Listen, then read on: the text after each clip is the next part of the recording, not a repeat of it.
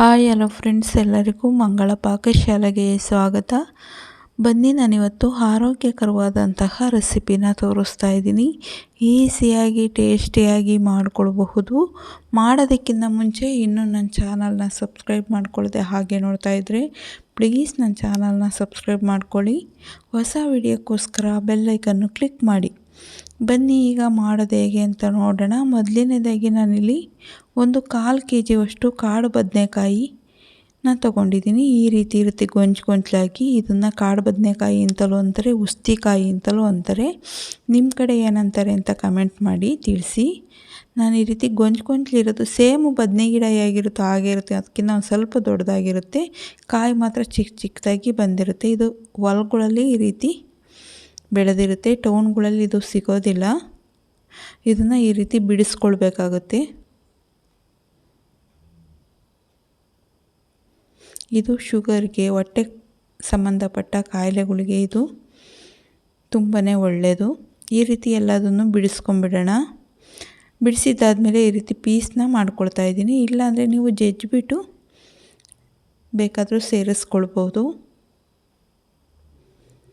ಈಗ ಗ್ಯಾಸ್ ಮೇಲೆ ಬಾಂಡಿನ ಇಟ್ಕೊಂಡಿದ್ದೀನಿ. ಅದಕ್ಕೆ 2 ಸ್ಪೂನು ಎಣ್ಣೆನ ಸೇರಿಸ್ಕೊಳ್ತಾ ಇದ್ದೀನಿ. ಎಣ್ಣೆ ಚೆನ್ನಾಗಿ ಕಾದ್ಮೇಲೆ 1/4 ಸ್ಪೂನ್ ಸಾಸಿವೆ, 1/4 ಸ್ಪೂನ್ ಜೀರಿಗೆನ ಸೇರಿಸ್ಕೊಂಡು 1 ಸ್ಪೂನು ಕಡಲೆಬೇಳೆನ ಸೇರಿಸ್ಕೊಂಡಿದ್ದೀನಿ.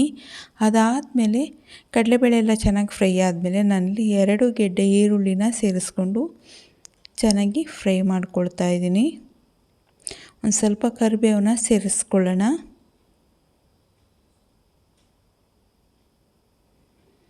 ಈಗ ನಾನು ಇದನ್ನು ಕಟ್ ಮಾಡಿಬಿಟ್ಟು ಸೇರಿಸ್ಕೊಂಡಿದ್ದೀನಿ.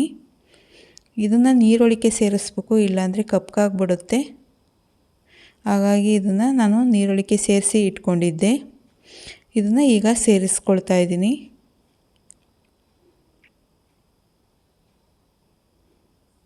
ನೀವು ರೊಟ್ಟಿ, ಚಪಾತಿ, ದೋಸೆಗೆ ಇದು ತುಂಬಾ ಚೆನ್ನಾಗಿರುತ್ತೆ.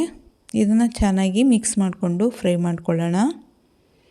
ಇದು ಚೆನ್ನಾಗಿ ಎಣ್ಣೆಲೇ ಫ್ರೈ ಆಗಬೇಕು, ಚೆನ್ನಾಗಿ ಬೇಯಬೇಕು, ಅಲ್ಲಿವರೆಗೂ ಫ್ರೈ ಮಾಡ್ಕೊಳ್ಬೇಕಾಗುತ್ತೆ. ಈಗ ಚೆನ್ನಾಗಿ ಎಣ್ಣೆಲಿ ಹುರ್ಕೊಂಡಿದ್ದೀನಿ, ಚೆನ್ನಾಗಿ ಬೆಂದಿದೆ. ಈಗ ಇದಕ್ಕೆ ನಾನು 2 ಟೊಮೆಟೊನ ಸೇರಿಸ್ಕೊಳ್ತಾ ಇದ್ದೀನಿ. ಚೆನ್ನಾಗಿ ಹಣ್ಣಾಗಿರೋವಂಥದ್ದು. ಇದು ಚೆನ್ನಾಗಿ ಸಾಫ್ಟ್ ಆಗಬೇಕು, ಅಲ್ಲಿವರೆಗೂ ಚೆನ್ನಾಗಿ ಬೇಯಿಸ್ಕೊಳ್ಳೋಣ.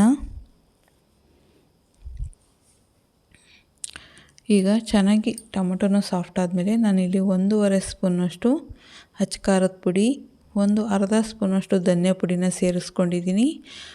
ಸ್ವಲ್ಪ ಅರಿಶಿನ, 2ರಿಂದ 3 ಸ್ಪೂನು ತೆಂಗಿನ ತುರಿನ ಸೇರಿಸ್ಕೊಂಡಿದ್ದೀನಿ. ಅದಾದಮೇಲೆ ಕುದಿಯೋದಕ್ಕೆ ಎಷ್ಟು ಬೇಕೋ ಅಷ್ಟು ನೀರನ್ನ ಸೇರಿಸ್ಕೊಂಡು ಚೆನ್ನಾಗಿ ಮಿಕ್ಸ್ ಮಾಡ್ಕೊಳ್ಳೋಣ. ಚೆನ್ನಾಗಿ ಮಿಕ್ಸ್ ಮಾಡ್ಕೊಂಡಿದ್ದಾದಮೇಲೆ ನಾನಿಲ್ಲಿ ಕೊತ್ತಂಬರಿ ಸೊಪ್ಪನ್ನ ಸೇರಿಸ್ಕೊಳ್ತಾ ಇದ್ದೀನಿ.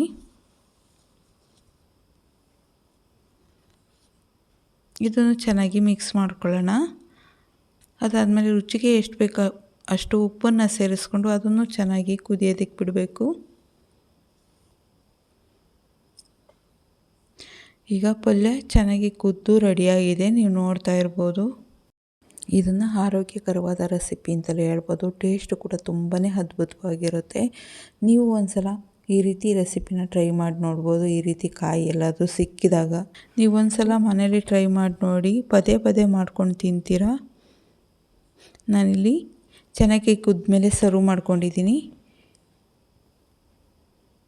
ನೋಡಿದ್ರಲ್ಲ ಫ್ರೆಂಡ್ಸ್, ಎಷ್ಟು ಈಸಿಯಾಗಿ ಟೇಸ್ಟಿಯಾಗಿ ಈ ಪಲ್ಯನ ಮಾಡ್ಕೊಳ್ಬಹುದು ಅಂತ. ಇದು ಹೊಲದ ಬದಿಯಲ್ಲಿ ಸಿಗುತ್ತೆ. ನಿಮಗೇನಾದರೂ ಈ ರೀತಿ ಸಿಕ್ಕಿದಾಗ ಖಂಡಿತ ಈ ರೆಸಿಪಿನ ಮಾಡ್ಕೊಳ್ಳಿ. ಹೆಲ್ತಿ ಫುಡ್ ಅಂತಲೇ ಹೇಳ್ಬೋದು. ನಿಮಗೇನಾದರೂ ಈ ವಿಡಿಯೋ ಇಷ್ಟ ಆಯಿತು ಅಂದರೆ ಪ್ಲೀಸ್ ಒಂದು ಲೈಕ್ ಮಾಡಿ, ಶೇರ್ ಮಾಡಿ, ಸಬ್ಸ್ಕ್ರೈಬ್ ಮಾಡಿ. ಹೊಸ ವಿಡಿಯೋಕ್ಕೋಸ್ಕರ ಬೆಲ್ಲೈಕನ್ನು ಕ್ಲಿಕ್ ಮಾಡಿ. ಯಾರ್ಯಾರು ವಿಡಿಯೋ ನೋಡಿದ್ದೀರೋ ಅವ್ರಿಗೆಲ್ಲ ಧನ್ಯವಾದಗಳು.